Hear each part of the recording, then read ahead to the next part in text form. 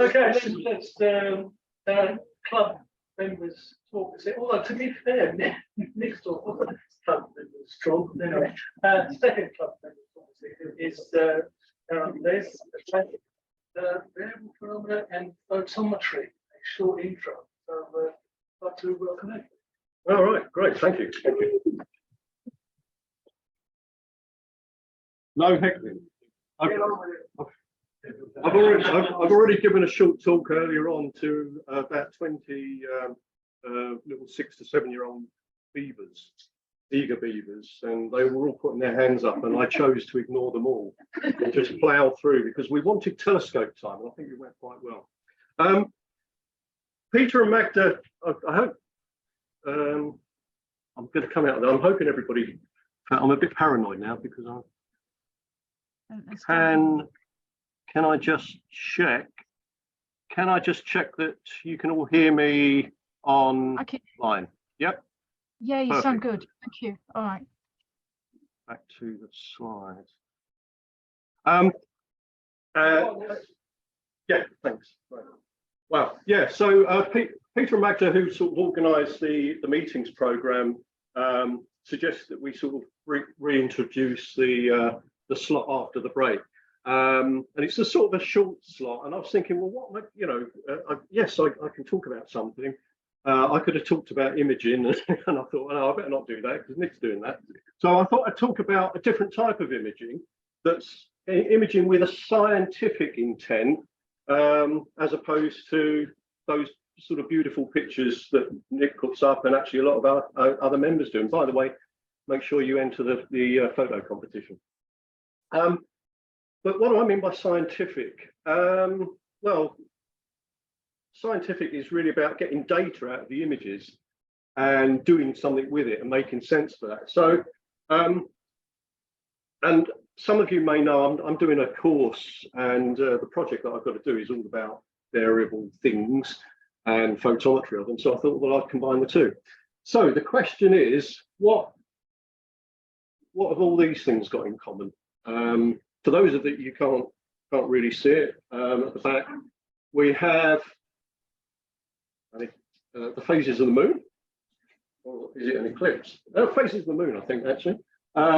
We have an eclipse.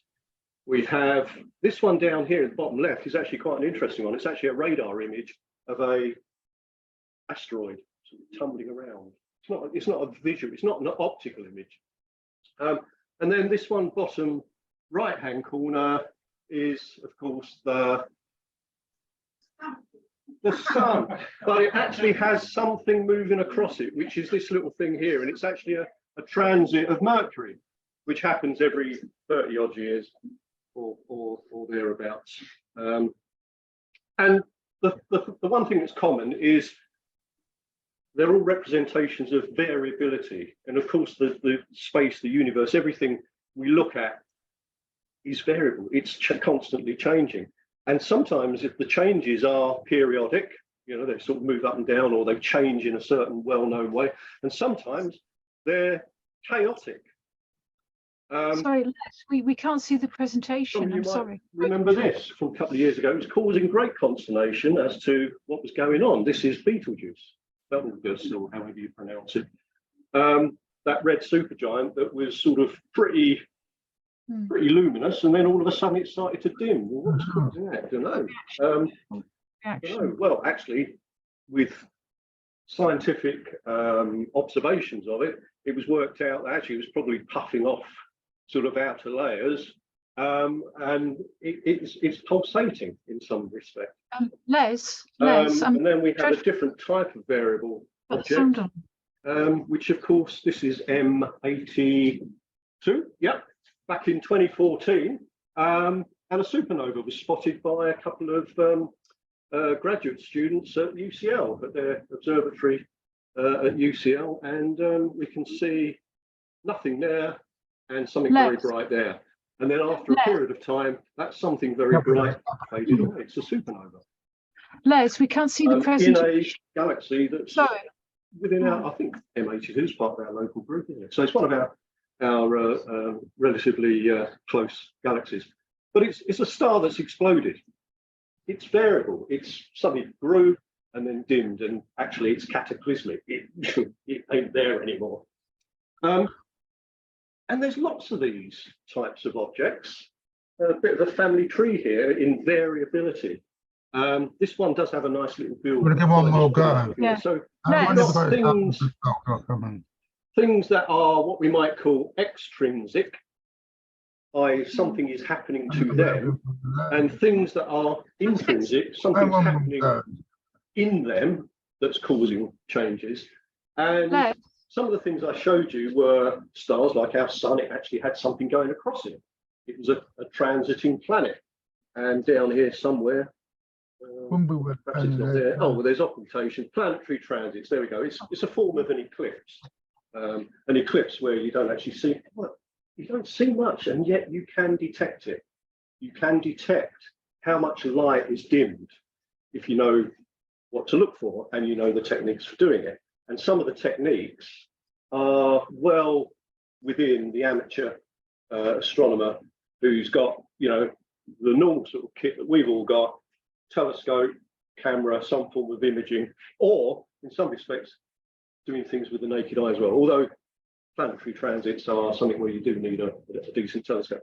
But there's other things, you know, I showed you the asteroids, the rotation of them, and sometimes, and this is quite another thing that's good for amateurs, is asteroids that are occulting stars, because the time it takes to cover the star, occult the star, and then show the star again, if you can time that precisely, you can start to learn all sorts of things about perhaps how big the asteroid is, how fast it's moving. Look, we can't see the presentation. So there's these extrinsic things, and then there's stars themselves. Nick put up a lovely James Webb Space Telescope image which showed the Newton's gravitational lensing effect, those sort of curvatures around a huge mass of stuff that's bending space-time, and the light is basically coming round and being curved. Well, planets, super giant planets, can have the same effect as they're going in nearby stars. And that is one way of detecting exoplanets, by the micro lensing effect that these planets have on distant stars. Very difficult to do, not the sort of thing that an amateur might do. And then there's things like, you know, the rotation of stars, and actually by examining them in a different way, you can start to learn how they're moving, how they're rotating. But then perhaps the more interesting stuff is the intrinsics, the stuff that's actually happening because of the physics, the underlying astrophysics that's going on within the stars. And there's a whole bunch of these. I've already mentioned a couple of them, you know, these cataclysmic ones, the supernovas, that basically are so cataclysmic that they explode. But you get novae as well. You get stars that are suddenly growing in luminosity for various reasons, probably because they've got a binary companion and they're grabbing material and therefore becoming more luminous, heating up, glowing more, and then that stops for a while and then it slows down. So it's varying. And then there's these others. I'm not quite sure what Sepler is actually. I haven't researched that one. Somebody will tell me before the end. But the one that I'm interested in is stars that pulsate, because pretty much we think all stars breathe, well, not breathe, but are sort of growing and shrinking. Even our sun is actually pulsating. Very, very small amount, but it has been detected. And there's a whole bunch of these so-called pulsating stars. To give you a little bit of the backstory here, we turn to our friends Hertzsprung and Russell, and the sort of color luminosity or color brightness chart. Color along the bottom. This is color of the stars, which gives you a clue to how hot they are, and the brightness up the top. And all stars, when they first form, will be somewhere on this so-called main sequence. They don't move up and down. It's just depending on their size, pretty much, when they were formed from that big cloud of gas and dust again that Nick referred to earlier in some of these big nebulae, they will pop into existence somewhere close to the main sequence and then spend pretty much almost the rest of their lives somewhere up here. And the ones at the top are the big ones burning really fast and having the lives of, say, a million or a few million years. And the ones down here, the red dwarf types, burning very, very, very slowly and having potentially trillions of years. And our sun's somewhere in the middle. And of course, we know our sun is about halfway through its life. So, you know, about 4.5 billion years to go. But at some point, particularly around sort of stars of this sort of size, as they end their lives, by end their lives, I mean they're burning or they're fusing up all of the hydrogen fuel in the core, and that's turning into helium. And for stars that aren't that massive, because massive stars end in cataclysmic circumstances, but stars a bit like our sun and a few masses larger, start to sort of grow, because there's this thing about the, you know, how stars, they're in a balance between the temperature and the pressure, and the amount of energy that's being burnt in the core creates, you know, sort of a radiation pressure out and a temperature that it's a bit like hot air balloon. You can think of it that. In fact, that was Sky at Night the other night. I think it was using the same, what was it, Horizon. Anyway, it was using the same analogy. Hot air balloon, you heat stuff up and it creates an outward pressure. But actually, the gravity of everything that's contained in that star wants to collapse the star. So there's this sort of tension.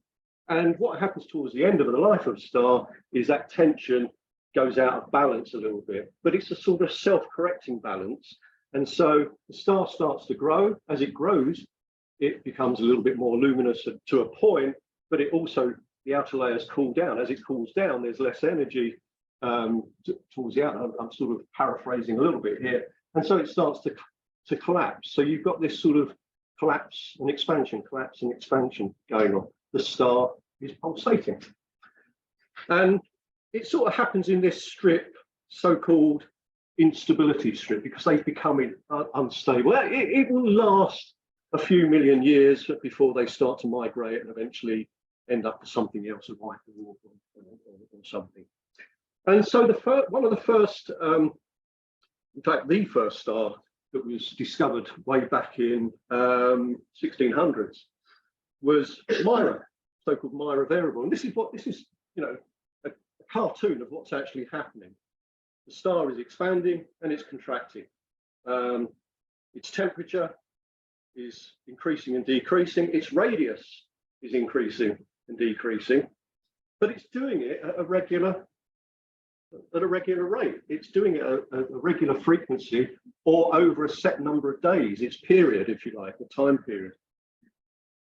Quite amazing when you think about it, isn't it? You know, you think of stars as so constant in our lives, our sun, and yet it's sort of like breathing a little bit. The thing about it is that we can, as amateurs and professionals certainly, but as amateur astronomers, we can actually see this happening. I mean, for those of you that perhaps plotted or watched Betelgeuse a few years ago, you might have noticed it was dimming substantially from perhaps a year or two before. And that's just visual. I mean, we're in a light polluted area here, but some people do this. They are avid variable star observers. And there are thousands of these people. One of the biggest organizations is the American Association for Variable Star Observers. And they're very precise about what they need to do. They have to do you know, very careful observations about these stars. But what they're doing is they're looking at one star that is known to be variable or suspected to be variable, and then they're comparing it with another star or other stars in that field, whether it's through binoculars they're looking, and they're just trying to see, does it look brighter or dimmer, And of course, the first guys that sort of looked up and started to do that was Hipparchus and Ptolemy, and it's from those two guys that came up with our wonderful archaic, completely bonkers magnitude scale. But it was this original idea of, the brightest stars were magnitude 1, and the dimmest stars that you could possibly see back in those days without any visual aids were magnitude 6. And so that sort of stuck, and from there it then got sort of normalized, and even today it's very counterintuitive, isn't it? Dimmer stars have the higher magnitude. A magnitude 20 star is a lot dimmer than a magnitude 1 star, and our sun is a apparent magnitude -26, -27, or is that actual magnitude? Oh no, absolute magnitude, it's about 10, +10, I think. But you can actually do this. You can get your notebook, you can work out within a particular star you want to look at, Betelgeuse or whatever, and just compare it and see to your own eyes how that works. What have we got here now? Oh yeah, there's a particular type of variable star. This is one. Anybody know that this? Nick, I'm just taking a leaf out of your book in terms of, does anybody know what this is? This is Delta Cephei. This is a Cepheid star, the fourth brightest. It happens to be a variable star. It is the Cepheid variable star. Some of you may know that term. It has a period of 5.36 days, or 5 days, 8 hours, 47 minutes, 32 seconds, and a magnitude. So it's fairly bright, between about 3.5 to 4. So it's dimmer at 4, 3.5 is bright. And if you actually measure it across different wavelengths, you see that there's the magnitude scale, and you can watch it over a period of 5 days, over and over again. You can sort of start taking, if you're reading it in the green, which is generally the sort of broadest wavelength you want to measure if you're doing visual observations, you use a green filter, the band filter, centered on 550 nanometers. Then you can actually plot it. You might have some variability. You might have, you might be biased, slightly too bright, too low, but actually over time, your biases will equal out, as it were, and so you will see the curve, you'll see the brightness. And you do that in all these other wave bands. This is a fairly old system of filters. U is ultraviolet, B blue, B is visual or green, and then red, and then infrared. And so you can actually do this and plot this. The phase down there, by the way, is just seeing this curve represented, and that is one overall cycle. And so the phase just represents the position in that cycle. So you can actually do that. And actually, one of the sort of first people that were doing that were the computers back in the sort of late 19th century, early 20th century. One of those computers being Henrietta Leavitt, what's the last bit of her name? Swan. And she actually sort of worked out and came up with this chart that basically was looking at these particular types of stars and noticed that for the stars that they could measure the distance to, back in those days they were using, well, as indeed we do now, parallax method. So it's fairly the closest stars of the day, but worked out that the variability and the luminosity or the brightness, there was a relationship in terms of the distance. And that relationship in terms of the distance was a straight line. Now that's really useful because this type of star, Cepheid variable, becomes what we call a standard candle, because if we can then work out that variability in brightness and bring that back to a particular known magnitude, we can then say, we know how far that star is. And Edwin Hubble used that principle to look for stars in, does anybody know what this galaxy is? Andromeda M31, of course. I think the core's a bit blown out there though, Nick. Yeah. But he was looking out and he sort of noticed ones that he'd marked as N. These were novae, stars that were not variable, they were sort of increasing brightness and then stopped, but not periodic. But then there was one up here, this tiny little one between the two lines that he suddenly realized was variable. And that was the proof he needed that actually M31 was far enough away, because they looked at this line here, to say it must be outside of our Milky Way, and hence our universe suddenly grew considerably in about 1920. I think he did this. So that's the usage of inferring from variable stars some scientific knowledge. So how do you do this? Well, you can join the AAVSO if you want. You can go and search for variable stars. Anybody can do this, by the way. It was about $30, $50 to join. There's a lot of good stuff on their website anyway. But they've got a whole database of variable stars. And by the way, you can look on there, but you can easily look at some of the big stellar databases that are available from missions like Gaia and so on. There's an awful lot of information there. And if you want to know even more about it, stand up, John. John's an absolute whiz at interrogating those databases and so on. He does a lot of this for spectroscopy, which is another sort of aspect to understanding what's going on in stars. So you pick your star. And I picked a star. It was a random one. It was one that I knew was going to be sort of fairly high up. It is variable star 0836 in Cassiopeia. It is a delta Cepheid, so it is a standard Cepheid variable. It has a magnitude range. It's a fairly faint, you know, it's not too bright, it's not too dim. Because what I wanted to do is not look at it with my eyes. I wanted to use my telescope and camera, my camera. And it had a known period, 1.65 days. It also had another name in the Assassin. So that's a lovely name for databases, isn't it? Assassin databases,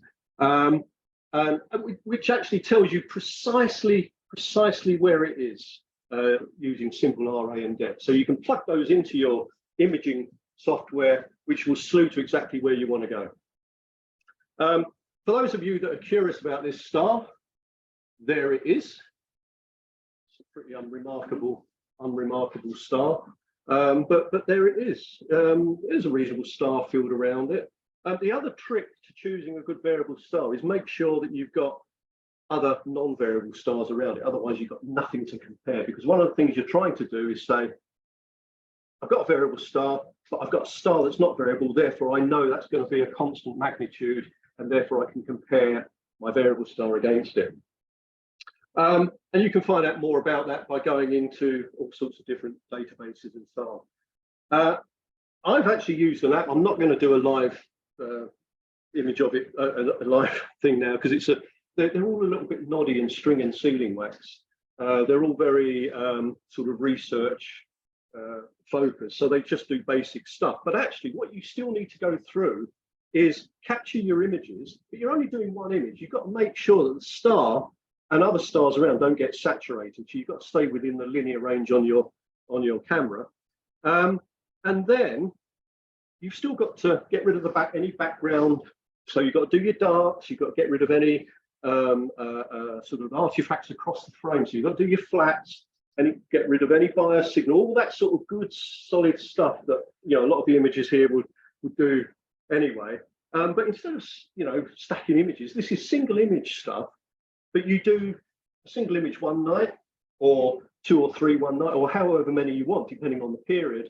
But you do that over successive nights or successive weeks, and you gradually build up and up and up the data.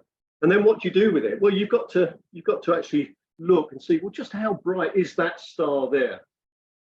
And you use this sort of target.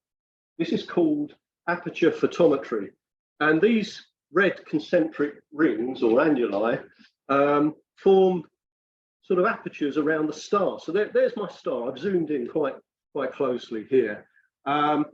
And I've got a red circle around it, and that's capturing all of the light that's coming out of that star, because what you're trying to do is measure the photons, literally the photons coming from that star, and comparing it with the background where there's nothing, very, very faint. And you can see there's lots of that salt and pepper noise in this image, but it's not too bad. And then you've got to say, well, how do I measure that? Aha, the software does that for you. And this is actually what the software has done. It's read from the type of sensor that I've got, the actual photon count, and converted that into something called analog to digital units, ADU. Some of you are going to be familiar with that. But there's the aperture around the star, and there's the other annulus, the outer ring around the background. And you can see the light from the star tails off quite quickly, which is what you'd expect, brighter in the center and tails off. That's got a particular name, it's point spread function. But then you've got the background there. And then you do that same thing, but with some comparison stars. And what you notice over a period of days, this is the data that I actually got. I'm missing some data because it's the UK, isn't it? Cloudy skies and everything. But I've actually got on a normalized scale, so it's going from sort of 0 to 1 and something, rather than a magnitude scale. The magnitude can be inferred from this, but I've actually got a nice sort of curve. And then you think, well, okay, so what do I do with this? I don't know anything about it. I could probably by eye try and estimate the period and things. But then you do some clever sort of signal processing, and you're looking for the different frequencies that might actually be going on in that star or in that data. And through that signal processing, you get a funny wavelength, funny shaped graph. And this is called discrete Fourier transformations. And it's a bit of a tricky signal processing thing, but what it's doing is each of these peaks is saying, I sense that there's some extra bit of energy in that waveform that I'm inferring represents a frequency. And if you look for the one that's sort of the peak, and this is very noisy data, so I'm sort of opening my soul here to, or bearing everything. This is like dirty washing. This is not clean data. But actually, you can sort of play around with these, and you pick one of these frequency points, and you see, if I use that frequency point that's telling me it thinks there's a lot of information in there, and put it into the software, all of a sudden it's now converting my data to what it's called a phase plot, which is a little bit like that wavelength that we've got there. So brilliant. Okay, what does that do? Well, it tells me that actually I've got a period of 1.66 rather than 1.65. So I'm getting close, but it's messy data. It's not working. Hang on.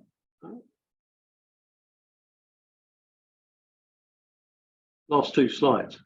If I want to compare that that particular sort of set of data, I can go into the catalogues that have already done really detailed scientific photometry and extract a lot of useful information from that. But I can use the software to actually do some basic things. Now, remember Henrietta Leavitt Swan? She had this straight line, this period. From that, if you know the period and you know the magnitude, you can work out the distance to that star. So using that information, the period 1.65, the magnitude 11.9, which is sort of what my data is telling it. Using the calculation, it's telling me that that star that I'm looking at was 19,171 light years away. If I look at the database, and it's telling me parallaxes, which is the method for finding that distance, is actually telling me that it's 0.276 milliarc seconds. So you have to sort of convert an angle, which is your parallax angle, into a distance. And I did that, and I came up with a number from my data there that's equivalent to, well, this data here is equivalent to 11,800 light years away. So I'm out by a factor of 60%. But hey, what? This is the first go. Anyway, that is photometry of variable objects in 20 minutes. Thank you very much.